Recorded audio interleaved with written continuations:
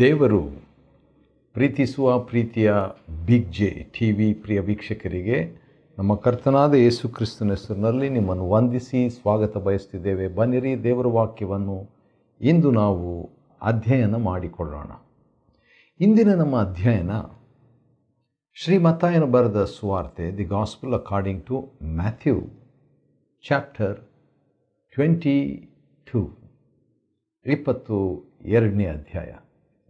22ನೇ ಅಧ್ಯಾಯದಲ್ಲಿ ಎರಡು ಭಾಗವನ್ನಾಗಿ ವಿಭಾಗಿಸಿ ಅಧ್ಯಯನ ಮಾಡಿಕೊಳ್ತಾ ಇದ್ದೇವೆ.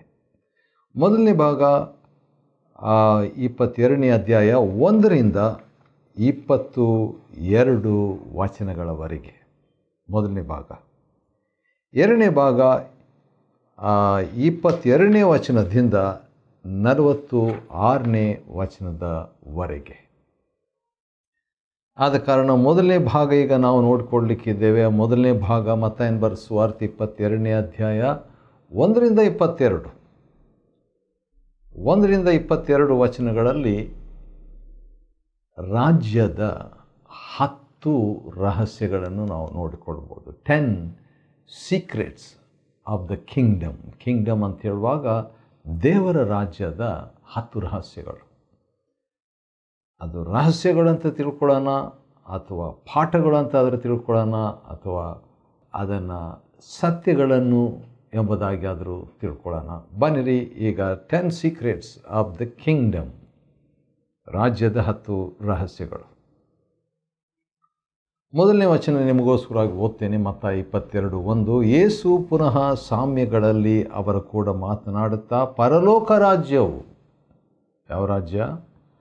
ಪರಲೋಕ ರಾಜ್ಯವು ಮಗನ ಮದುವೆ ಮಾಡಿದ ಒಬ್ಬ ಅರಸನಿಗೆ ಹೋಲಿಕೆಯಾಗಿದೆ. ಹಾಗಾದರೆ ಪರಲೋಕ ರಾಜ್ಯ ಅದು ಹೇಗಿದೆ ಅಂತ ಹೇಳ್ಬಿಟ್ಟು ನೋಡುವಾಗ, ಒಬ್ಬ ಅರಸನು ತನ್ನ ಮಗನ ಮದುವೆಯನ್ನು ಮಾಡುವುದಕ್ಕೆ ಸಿಂಪಲ್ ಆಗಿ ಹೋಲಿಕೆಯಾಗಿದೆ.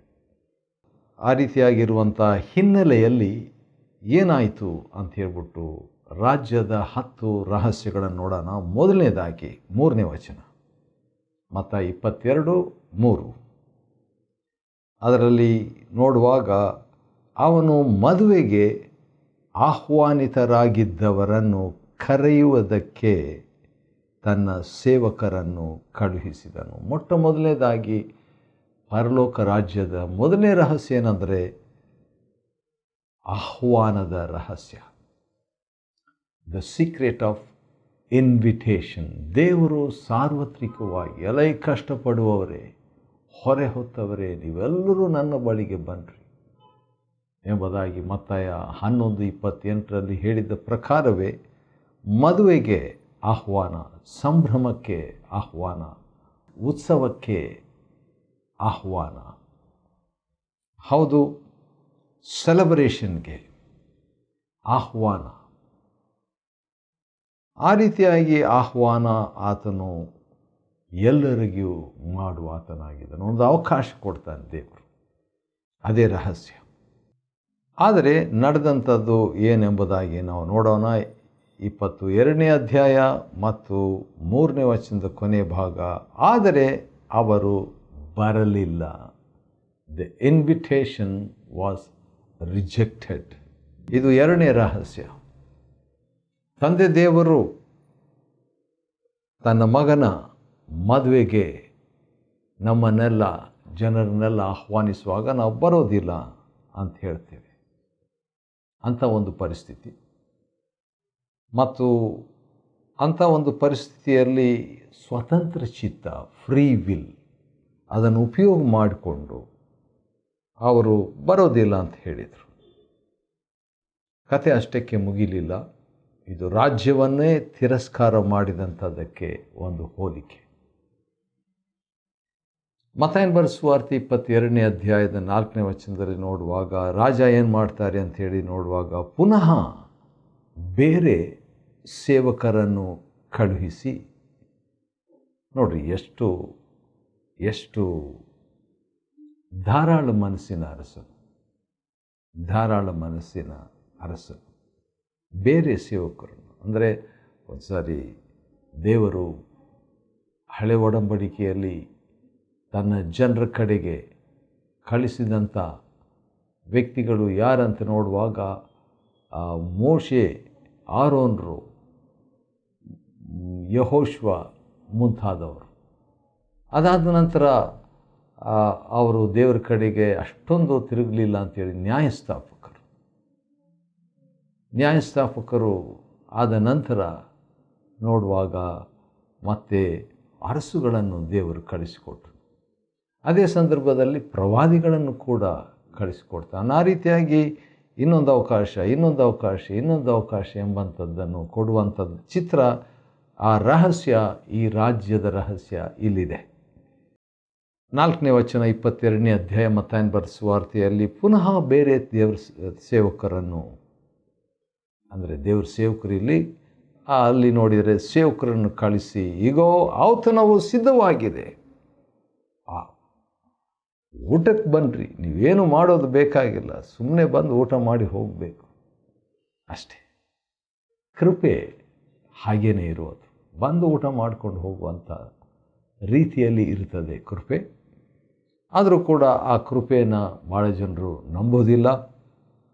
ಎಲ್ಲವೂ ಸಿದ್ಧವಾಗಿವೆ, ಮದುವೆಗೆ ಬನ್ನಿರಿ ಅಂತ ಇನ್ನೊಂದು ಅವಕಾಶವನ್ನು ಅರಸನು ಕೊಡುವಂಥದ್ದನ್ನು ಸೂಚಿಸ್ತದೆ ಈ ರಹಸ್ಯ. ಅವರ ಪ್ರತಿಕ್ರಿಯೆ ಏನಾಗಿತ್ತು ನೋಡೋಣ. 2ನೇ ಸಾರಿ ಕೂಡ ಆಹ್ವಾನ ಮಾಡಿದಾಗ 22ನೇ ಅಧ್ಯಾಯ ಮತ್ತಾಯನ ಬರೆದ ಸುವಾರ್ತೆ 5ನೇ ವಚನದಲ್ಲಿ, ಆದರೆ ಅವರು ಅದನ್ನು ಅಲಕ್ಷ್ಯ ಮಾಡಿ ರಿಜೆಕ್ಟೆಡ್. ಮೊದಲು ಅಟ್ಲೀಸ್ಟು ಬರಲಿಲ್ಲ ಅವರು, ಈಗ 2ನೇ ಸಾರಿ ಏನು ಮಾಡ್ತಾರೆ, ಅಲಕ್ಷ್ಯ ಮಾಡಿ. ಆ ಅಲಕ್ಷ್ಯವನ್ನು ಯಾವ ರೀತಿಯಾಗಿ ಪ್ರಕಟಿಸಿದ್ರು ಅಂದರೆ, ಒಬ್ಬನು ಹೊಲಕ್ಕೂ ಪರವಾಗಿಲ್ಲ, ಇನ್ನೊಬ್ಬನು ವ್ಯಾಪಾರಕ್ಕೂ ಅದನ್ನು ಪರವಾಗಿಲ್ಲ, ಉಳಿದವರು ಸೇವಕರನ್ನು ಅವಮಾನಪಡಿಸಿ, ಇದು ಗಂಭೀರ, ಅವರನ್ನು ಕೊಂದು ಹಾಕಿದರು, ಭಾಳ ಗಂಭೀರ. ಅಂದರೆ ಪ್ರವಾದಿಗಳನ್ನು ದೇವರು ಮತ್ತೆ ಮತ್ತೆ ಕಳಿಸ್ತಾ ಇರುವಾಗ ಪ್ರವಾದಿಗಳನ್ನು ಕಲ್ಲಿಸಿದ್ದು ಕೊಂದಂಥ ಒಂದು ಚಿತ್ರಕ್ಕೆ ಹೋಲುವಂಥದ್ದು ಈ ಮದುವೆ ಔತಣದ ಸಾಮ್ಯ ಯೇಸು ಸ್ವಾಮಿ ಹೇಳ್ತಾ ಇರೋದು. ಗಂಭೀರವಾದ ರೀತಿಯಲ್ಲಿ ತಿರಸ್ಕರಿಸಿದ್ರು. ಮೊದಲು ಸ್ವತಂತ್ರ ಚಿತ್ತದಿಂದ ಸ್ವಲ್ಪ ಮಟ್ಟಿಗೆ ತಿರಸ್ಕರಿಸಿದ್ರು, ಈಗ ದೀರ್ಘವಾಗಿ ಬಹಳವಾಗಿ ತಿರಸ್ಕಾರ ಮಾಡಿದ್ದಲ್ಲದೆ ಅರಸನ ಪ್ರತಿನಿಧಿಗಳನ್ನು ಕೊಂದು ಹಾಕ್ತಾರೆ. ಅದನ್ನೇ ಈ 4ನೇ ರಾಜ್ಯದ ರಹಸ್ಯವು ನಮಗೆ ತಿಳಿಸುವಂಥದ್ದಾಗಿದೆ. ದೇವರು ಕಳಿಸಿದಂಥವ್ರನ್ನ ಅನ್ಯಾಯವಾದ ಅವಮಾನಪಡಿಸಿ ಅವರಲ್ಲಿ ಕೆಲವರನ್ನು ಇಲ್ಲದೆ ಇರುವಂತೆ ಮಾಡುವಂಥದ್ದು. ಈಗ ಅರಸನ ಪ್ರತಿಕ್ರಿಯೆ ಏನಾಗಿದೆ ನೋಡೋಣ ಬನ್ನಿರಿ. 22ನೇ ಅಧ್ಯಾಯ ಮತ್ತಾಯನ ಬರೆದ ಸುವಾರ್ತೆ 7ನೇ ವಚನದಲ್ಲಿ, ಅರಸನು ಇದನ್ನು ಕೇಳಿ ಬಹು ಕೋಪಗೊಂಡು ತನ್ನ ಸೈನ್ಯಗಳನ್ನು ಕಳಿಸಿ ಆ ಕೊಲೆಗಾರನ್ನು ಸಂಹರಿಸಿ ಅವರ ಪಟ್ಟಣವನ್ನು ಸುಟ್ಟು ಬಿಟ್ಟನು. ಒಳ್ಳೆ ಸೂಕ್ತ ಪ್ರತಿಕ್ರಿಯೆ. ಅರಸನಿಗೆ ಮರಣದಂಡನೆಯನ್ನು ವಿಧಿಸೋದಕ್ಕೆ ಶಕ್ತಿ, ಅಧಿಕಾರ ಇತ್ತು. ಪಟ್ಟಣವನ್ನೇ ಸುಟ್ಟು ಹಾಕ್ತಾನೆ, ಅಷ್ಟು ಕೋಪ. ತರುವಾಯ ಅವನು ಅಷ್ಟಕ್ಕೆ ನಿಲ್ಲಿಸಲಿಲ್ಲ, ಮದುವೆ ಸ್ಟಾಪ್ ಮಾಡಲಿಲ್ಲ. ತನ್ನ ಸೇವಕರಿಗೆ ಮದುವೆ ಔತಣ ಸಿದ್ಧವಾಗಿದೆ, ಆದರೆ ಆಹ್ವಾನಿತರು ಸಿದ್ಧರಾಗಿರಲಿಲ್ಲ. ಆದ್ದರಿಂದ ಈಗೇನು ಮಾಡಬೇಕು, ಹೆದ್ದಾರಿಗಳಿಗೆ ಹೊರಟು ಹೋಗಿ ಅಲ್ಲಿ ಕಂಡವರನ್ನೆಲ್ಲ ಮದುವೆಗೆ ಆಹ್ವಾನಿಸಿರಿ.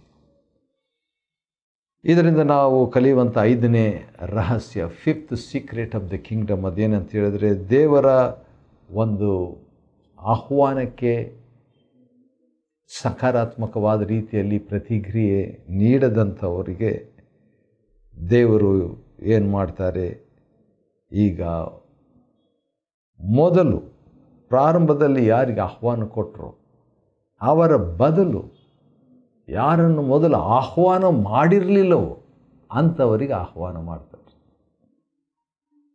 Inviting the uninvited others. ಸರಿ, ನಮ್ಮ ಜೀವನದಲ್ಲಿ ಕೂಡ ದೇವರು ಒಂದು ಅವಕಾಶ ಕೊಡ್ತಾರೆ, ಇನ್ನೊಂದು ಅವಕಾಶ ಕೊಡ್ತಾರೆ. ಇಲ್ಲಿ 2 ಅಂತ ನೋಡ್ತೀವಿ. ನನ್ನ ಜೀವನದಲ್ಲಿ ಅಂತೂ ತುಂಬ ಅವಕಾಶ ದೇವರು ಕೊಟ್ಟು ಅವಕಾಶದ ಮೇಲೆ ಅವಕಾಶ ಕೊಟ್ಟು ಕಡೆಗೆ ಆತನ ಆಹ್ವಾನಕ್ಕೆ ಸರಿಯಾದ ಪ್ರತಿಕ್ರಿಯೆ ನೀಡದಿದ್ದರೆ, ಆತನ ಅಪೇಕ್ಷೆಗೆ ಆತನ ಸಂತೋಷಪಡಿಸಿದರೆ, ಮದುವೆ ಎಷ್ಟು ಕಾಲ ಅಂತ ವೆಯ್ಟ್ ಮಾಡೋದು? ಒಂದಿನ ಅದು ಆ ಮದುವೆಗೆ ಕಾಲ ಸೀಮಿತವಿದೆ. ಆದ ಕಾರಣ ಅಲ್ಲಿ ಅಂಥ ಒಂದು ಸನ್ನಿವೇಶದಲ್ಲಿ ಯಾರು ಮೊದಲು ಆಹ್ವಾನಿಸಲಿಲ್ವೋ ಅವರನ್ನೆಲ್ಲ ಅವರು ಈಗ ಇಲ್ಲ. ಆದ ಕಾರಣ ಹೊಸದಾದಂಥವ್ರನ್ನು, ಹೊಸಬರನ್ನು ಕರೀತಾನೆ. ಆದರೆ ಎಂಥವ್ರನ್ನ ಕರ್ಕೊಂಬಂದರು ಸೇವಕರು ಅಂತ ನಾವು ನೋಡೋಣ ಬನ್ನಿರಿ. ಮತ್ತಾಯನ ಬರೆದ ಸುವಾರ್ತೆ 22ನೇ ಅಧ್ಯಾಯದ 10ನೇ ವಚನ. ಆಗ ಆ ಸೇವಕರು ಹೆದ್ದಾರಿಗಳಿಗೆ ಹೋಗಿ ತಾವು ಕಂಡ ಕೆಟ್ಟವರನ್ನು, ಯಾರು? ಕೆಟ್ಟವರನ್ನು ಒಳ್ಳೆಯವರನ್ನು ಕರೆತಂದರು. ಮದುವೆ ಮಂಟಪ ಅತಿಥಿಗಳಿಂದ ಈಗ ತುಂಬಿ ಹೋಗಿಬಿಟ್ಟಿದೆ. ಭಾಳ ಅನಿರೀಕ್ಷಿತವಾದದ್ದು. ಮೊದಲು ಇನ್ವಿಟೇಷನ್ ಕಳಿಸಿದಾಗ ಬಾರದಂಥವ್ರಿಗಿಂತಲೂ ಹೆಚ್ಚು ಜನರು ಬಂದುಬಿಟ್ರು. ಈಗ ಅನಂತರ ಅರಸನು ಅತಿಥಿಗಳನ್ನು ನೋಡುವುದಕ್ಕಾಗಿ ಬಂದಾಗ ಅಲ್ಲಿ ಮದುವೆಯ ಉಡುಪಿಲ್ಲದೆ ಇದ್ದ ಒಬ್ಬ ಮನುಷ್ಯನನ್ನು ಕಂಡನು.